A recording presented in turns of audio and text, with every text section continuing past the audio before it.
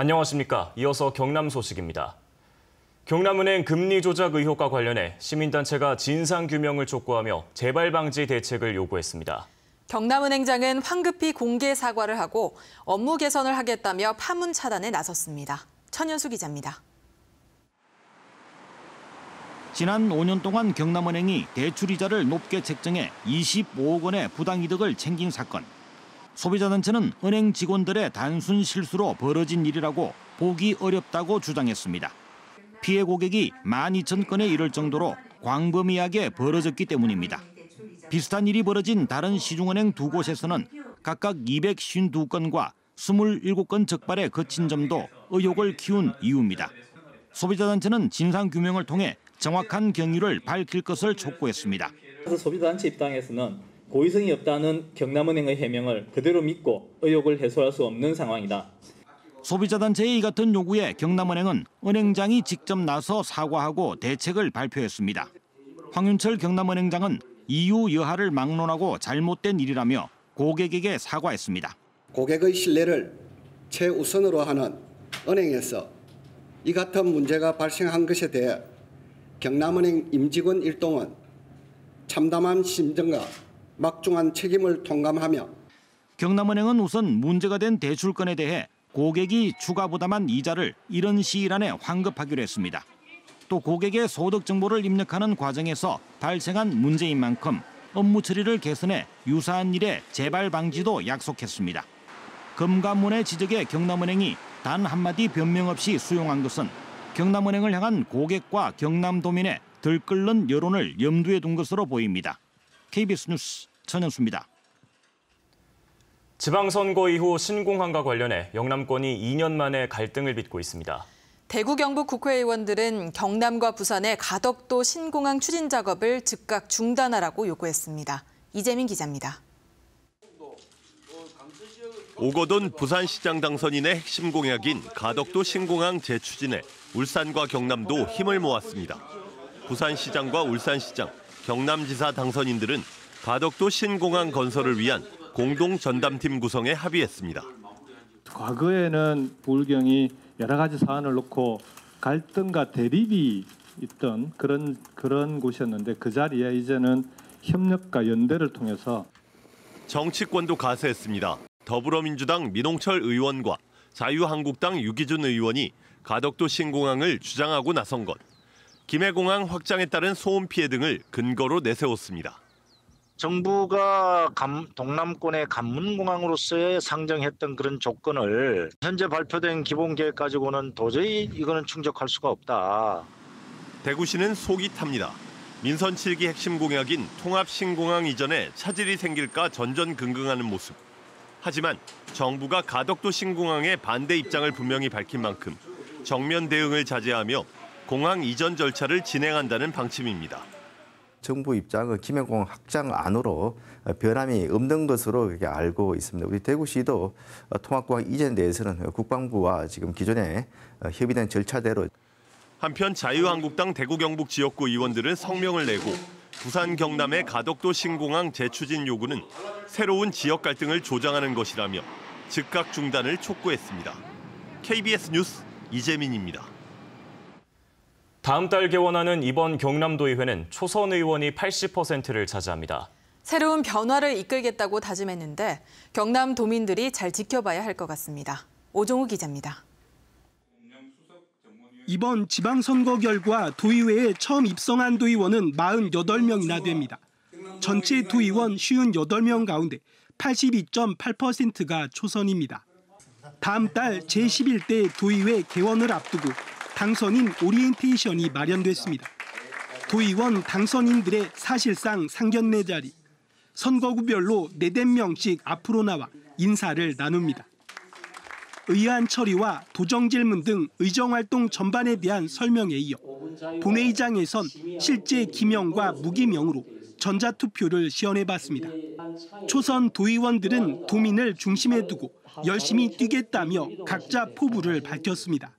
열심히 공부하고 부지런히 일해서 사회적 약자를 존중하는 사람 사는 경남을 만드는 도의원이 되겠습니다. 도민들의 그 눈높이에 맞춰서 일 잘하는 일을 제대로 할 수 있는 그런 도의원이 되도록 하겠습니다. 개원 뒤 처음으로 다수당이 뒤바뀌고 초선 의원이 대다수가 된 경남도의회. 변화를 바라는 도민들의 기대만큼 의정활동을 펴나갈지 관심이 쏠리고 있습니다. KBS 뉴스 오종우입니다. 2022학년도 대입제도 개편안이 나온 뒤 처음으로 영남권 순회 토론회가 열렸습니다. 사실상 수능 비율을 확대하는 것인데다 토론회 참여율도 저조해 형식적인 공론화 절차라는 우려가 나왔습니다. 최재훈 기자입니다. 대입제도 개편 공론화위원회가 내놓은 4개 시나리오를 놓고 벌이는 영남권 국민대토론회.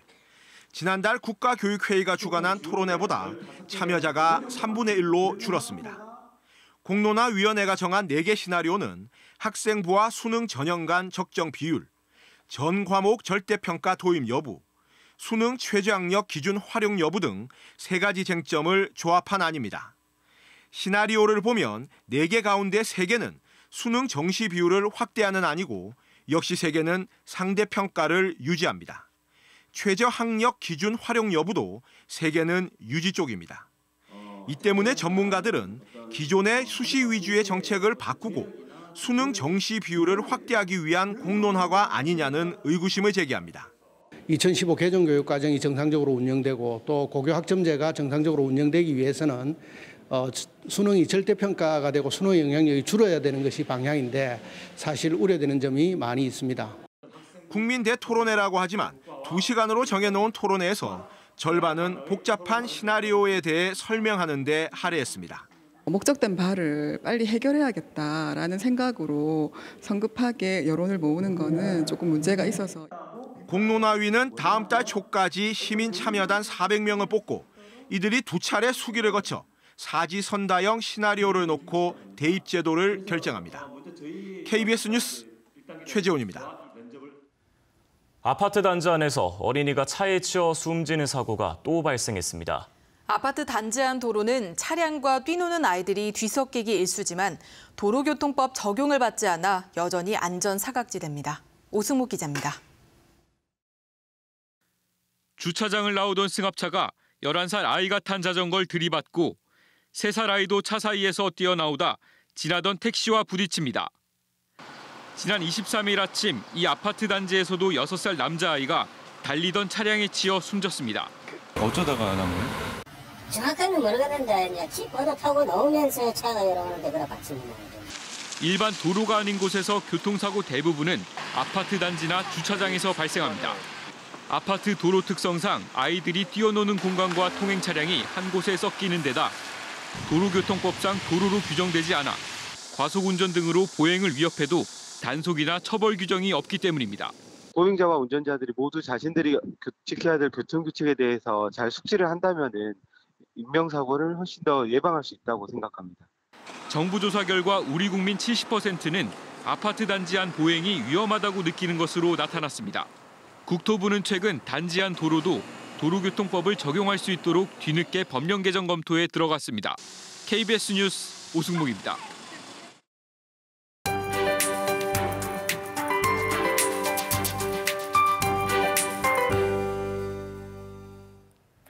오늘은 장마로부터 한숨 돌리셔도 되겠습니다.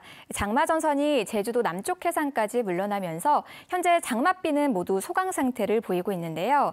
일부 남해안에만 빗방울이 한두 방울씩 떨어지고 있습니다. 다만 오늘은 장맛비가 아닌 소나기가 내리겠는데요. 오후에 대기가 불안정해지면서 경남 북서 내륙으로 요란한 비가 한 차례 지나겠습니다. 곳곳에 돌풍과 천둥, 번개를 동반하겠고요. 최고 30mm가량의 비를 뿌리겠습니다. 오늘은 장마가 하루 쉬어가지만 내일부터는 또다시 장마 전선이 북상합니다. 다시 한번 경남 지역에 강하고 많은 비가 예상되는데요. 이번에도 비는 역시 남해안에 집중되겠습니다. 시간당 30mm 이상의 폭우와 함께 최고 150mm 이상의 강수량이 예상됩니다. 이미 많은 비가 내린 뒤라 지반이 약해져 있는 상태인데요. 더욱더 철저한 대비를 통해서 주말에도 비 피해 없도록 하셔야겠습니다. 해안에는 계속해서 바람이 강하게 불고 있습니다. 시설물 피해에도 주의하셔야겠습니다. 오늘 낮 기온은 30도 안팎까지 오르면서 다소 후텁지근하겠습니다. 경남 서부 지역도 현재 기온은 22도 안팎으로 어제와 비슷하게 출발하고 있는데요. 낮 기온은 합천과 거창, 함양이 31도로 어제보다 많이 오르겠습니다. 오늘 해상에는 먼바다를 중심으로 비가 내리겠고요. 물결은 최고 1.5에서 3m까지 높게 일겠습니다. 장마 전선의 영향은 다음 주에도 이어지겠습니다. 주말에 이어서 다음 주 월요일에도 많은 비가 내리겠고요. 화요일에 장마 전선이 차츰 약화됐다가 목요일에 다시 활성화되면서 비를 뿌리겠습니다. 기상정보였습니다. 거창군은 다음 달 31일까지 2018 거창군민상 후보자를 추천 접수합니다. 사천시는 항공 분야 중소기업 현장에 맞는 실무형 기술 인력을 양성하기 위해 기체 제작 인력 양성 교육생을 모집합니다. 내일 김해 문화의 전당에서는 이기진 교수의 토크 콘서트와 청소년 플리마켓 등 다양한 체험 행사가 열립니다. 고성군은 당항포 관광지 진입도로 4차선 확장 공사를 다음 달 착공해 2020년 완공하기로 했습니다. 경남 지역 혼인 건수가 최근 4년 새 가장 큰 폭으로 줄어든 것으로 나타났습니다. 동남지방통계청 조사 결과 지난해 경남 지역 혼인 건수는 15,900여 건으로 1년 전보다 9.1%, 1,600여 건 줄어 지난 2013년 이후 가장 큰 폭으로 감소했습니다. 이런 혼인 감소 추세는 지난 2010년과 2013년 늘어난 것을 제외하면 10년 동안 이어지는 것으로 나타났습니다. 김도읍 의원이 한국공항공사에서 받은 자료를 분석한 결과 지난해 김해공항에서 지연 운항한 항공편이 285편으로 국내 공항 전체 지연편의 43%에 달하는 것으로 나타났습니다.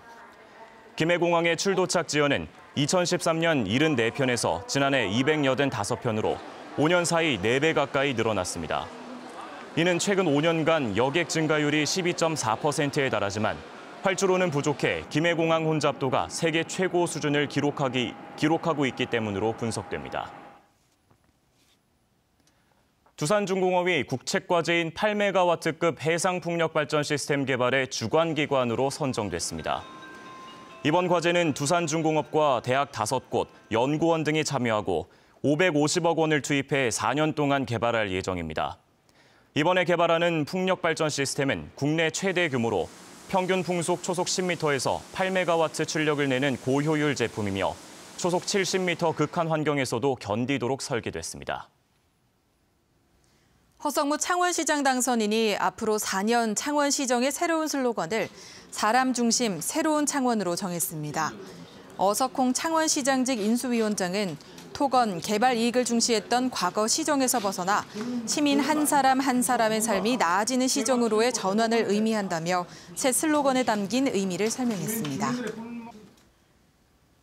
경남개발공사 특혜 채용 의혹과 관련해 민중당 경남도당이 논평을 내고 공공기관의 장에 대한 인사청문회 제도가 도입돼야 한다고 주장했습니다.